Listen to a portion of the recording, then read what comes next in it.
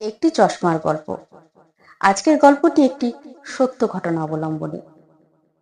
দ্বিতীয় বিশ্বযুদ্ধের সময় এক যুদ্ধ বিমান ভেঙে পড়ে আফ্রিকার সাহারা মরুভূমিতে।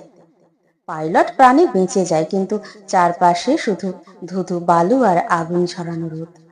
খাবার নেই, জল নেই, শুধু এক বোতল জল আর কিছু শুকনো বিস্কুট। 3 দিন পর তার জলও শেষ হয়ে যায়। সূর্যের তাপ, জলের অভাব এবং নিঃসঙ্গতা সব মিলে সে প্রায় নিঃশেষ। তখনই তার মনে পড়ে সে পাইলট হবার আগে ছিল একজন শিল্পী। পকেটে পেন্সিল ছিল, সাথে একটা ভাঙা চশমা। মরুভূমির বালুতে সে আঁকা শুরু করলো। তার পরিবার, প্রিয়জন, তার শহরের রাস্তা। সে জানতো সে মরবে, কিন্তু মরার আগে সে তার স্মৃতি ধরে রাখতে চায়। আশ্চর্যজনক ভাবে সেই ছবি আঁকার সময় সে অনুভব করলো তার তৃষ্ণা কমে গেছে, মন শান্ত হয়েছে। সে ভাবলো, আমি এখনো বেঁচে আছি।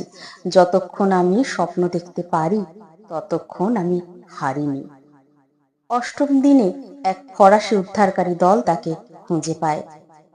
তারা অবাক হয়ে দেখে শরীর দুর্বল, চোখের নিচে কালি, ঠোঁট ফেটে গেছে, কিন্তু পাইলট বালিতে ছবি আঁকছে যেন সে কোনো জাদুকর। উদ্ধারের পরে পাইলট বলেছিল, আমি টিকেছিলাম কারণ আমি বিশ্বাস করেছিলাম।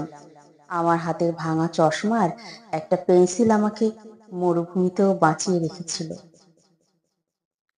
জীবন কখনো কখনো সবকিছু কেড়ে নেয়, কিন্তু একটা জিনিস কেড়ে নিতে পারে না, তা হলো আপনার বিশ্বাস।